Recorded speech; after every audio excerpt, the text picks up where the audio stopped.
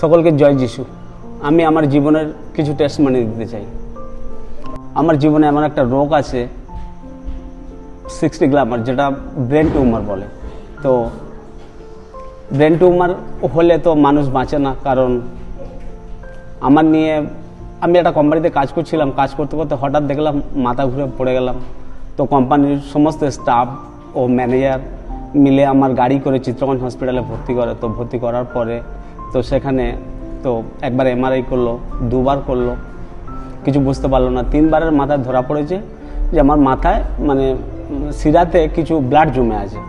তো ব্লাড জমার কারণে এটা হয়েছে। তো ডাক্তাররা বললো যে এটা 60 গ্লামার বলে, অপারেশন করার জন্য মানে আমার বাড়ির লোকও মানে তখন খবর দিয়েছে কোম্পানি থেকে লোক, আমার বাড়ির লোকও গেল, আমার বউ গিয়েছিল। তো যাওয়ার পরে তো আমার বউকে বললো, তো আমি তো কাউকে চিনতে পারছি না, আমি তো পুরো দিশাহারা, কারণ আমার সবাই নিজের থাকতেও তো আমার দিশাহারা হয়ে গেছে, মানে আমার ব্রেন কাজ করছে না, কারণ আমি কাউকে চিনতে পারছি না।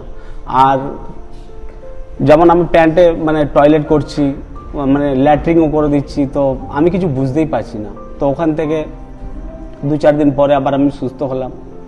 তো ডাক্তার বললো যে অপারেশন করতে হবে।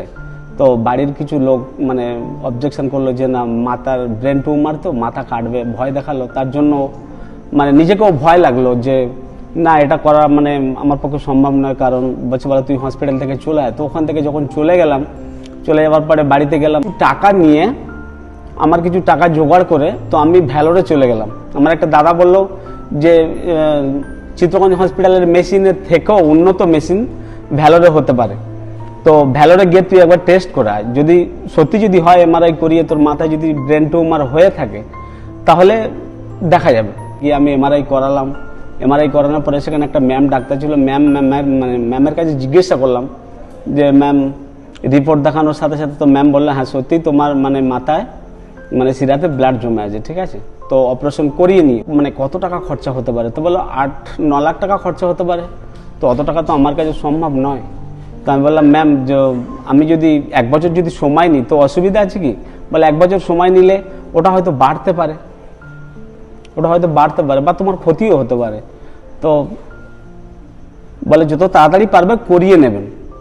আমি বললাম ঠিক আছে। আবার ওখান থেকে চলে আসলাম, চলে এসে একটা হোমিওপ্যাথি ডাক্তারের কাছে গেলাম। হোমিওপ্যাথি ডাক্তারের কাছে যাওয়ার পরে হোমিওপ্যাথি ডাক্তারকে সমস্ত রিপোর্ট দেখালাম। তিনি বললো ওষুধ খাও, ঠিক হয়ে যাবে। আবার আমি কোম্পানিতে কাজ করছি, কাজ করতে করতে ঠিক 11 মাসের মাথায় ঠিক 12 মাস এলো, আবার আমি মাথা ঘুরে পড়ে গেলাম। আবার কাউকে আমি চিনতে পারছি না। তখন আমার মেডিকেল হসপিটালে ভর্তি করি। 4-5 দিন পরে আবার ডাক্তার সমস্ত রকমের ট্রিটমেন্ট করানোর পর যখন আমি চিনতে পারলাম বাড়ির প্রত্যেককে, তো সবাই আমার কাছে গিয়েছে। তো ডাক্তার আবার আমার ছুটি দিল, বলে তুমি বাড়িতে চলে যাও। বাড়িতে চলে আসলাম। তো বললো স্যারদের কাছে গেলাম রিকোয়েস্ট নিয়ে, স্যার এরকম আমার মাথায় অপারেশনের ব্যাপারটা, তো কি হবে? তো বলছে বলে এখানে এত বড় অপারেশন হয় না, এখানে এত বড় সার্জারিও হয় না, আপনি এক কাজ করুন। বলছে বলে যদি চলে যান SSKM হসপিটাল চিত্রগঞ্জ, আমাদের পশ্চিমবাংলার মধ্যে চিত্রগঞ্জে বড় বড় সার্জারি হয়। তো আমি আমার ওয়াইফকে নিয়ে চলে গেলাম চিত্রগঞ্জ হসপিটালে পিজিতে যাওয়ার পরে ওখানে দিনকে দিন রাতকে রাত সমস্ত দিন খালি হসপিটালেই ছুটতাম, ছুটে তারপরে নিজে একদিন সন্ধ্যাবেলা গিয়ে মানে ব্যাগে করে জামা কাপড় নিয়ে গিয়ে শুয়েছিলাম। সকাল হলো, বাড়ি আমার ওয়াইফ গেল, আমার বউ গেল। তো যাওয়ার পরে তারপরে যখন একটা বেড খালি হলো তখন SSKM হসপিটালে তো আমার জন্য বেড কনফার্ম হয়ে গেল। ওখানে আমার অপারেশনটা করিয়ে দেওয়ার পরে তো ওখানে যখন ডাক্তার আমার অপারেশন যখন থিয়েটার মানে যখন ঢোকাচ্ছে মানে অপারেশন করানোর জন্য, তো ডাক্তারবাবু আমাকে জিজ্ঞাসা করছে, বলছে বলে তোমার ভয় লাগছে কি? আমি বলি ভয় লাগছে না স্যার, আপনারা তো আছেন। তো অপারেশন করানোর পরে আমি মানে ওখানে হসপিটালে অনেক দিন ভর্তি ছিলাম। খুবলে নিয়ে বায়োপসি রিপোর্টে যখন পাঠালো তো বললো বলে তোমার ক্যান্সারের দিকে চলে গেছে, ওনারা আবার রেফার করে আমার ক্যান্সার ডিপার্টমেন্টে পাঠিয়ে দিল। ক্যান্সার ডিপার্টমেন্টে পাঠানোর পরে সেখানে আমি মানে প্রত্যেক সপ্তাহে আমার মানে সিটি স্ক্যান করাতে হতো। আর প্রত্যেক সপ্তাহে আমার সোম থেকে শনিবার পর্যন্ত শুক্রবার পর্যন্ত আমার কিমো ওষুধ খেয়ে মেশিনে ঢুকিয়ে আমার রেডিওথেরাপি দেওয়া হতো। যেহেতু আমি আমার মাথা আপনাদেরকে দেখাচ্ছি, যদি বিশ্বাস না করেন তো এই দেখুন আমার মাথায় খুবলে নেই। তো 1 মাস 2 মাস কন্টিনিউ ওইভাবে ছুটতে থাকি। তো আবার একটা ডাক্তার বললো, যখন এমআরআই করানোর পরে বলছে বলে আবার তোমার মাথায় আর একটা মানে টিউমার মতো হয়েছে। তো আমার বউ তো খুব কান্নাকাটি করছে যে কি হবে। তো আমারও নিজেরও খুব মন খারাপ, কারণ আমার কাছে তখন অত অর্থ নেই, আমি কি করব।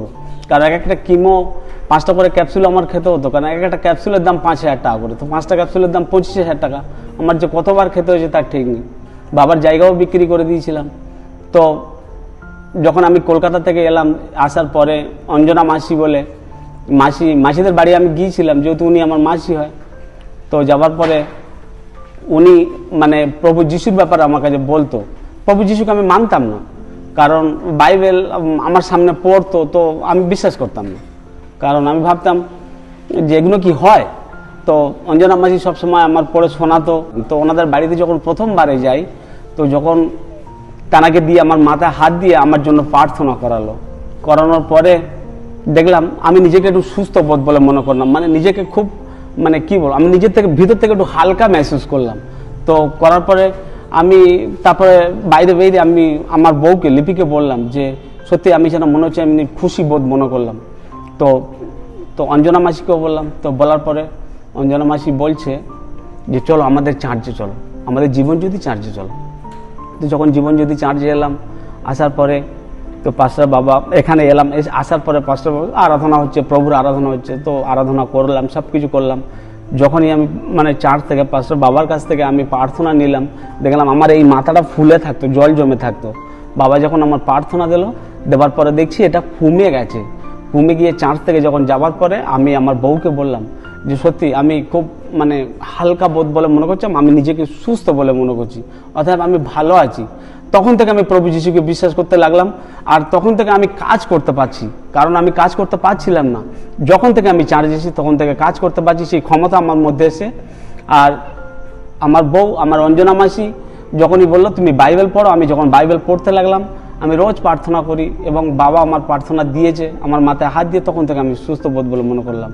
আর আমি সকলকে বলতে চাই, প্রভু যিশু একমাত্র জীবন্ত ঈশ্বর, আর তিনি আগামী কাল আসবে। আর আমি সকলকে বলতে চাই, যার যা বিমারি আছে, যার যা কষ্ট আছে, যদি প্রভু যিশুর নামে আর আমাদের জীবন যদি চার্চে যদি আসো, তো আশা করি প্রত্যেকে সুস্থতা পাবেন। সকলকে জয় যিশু।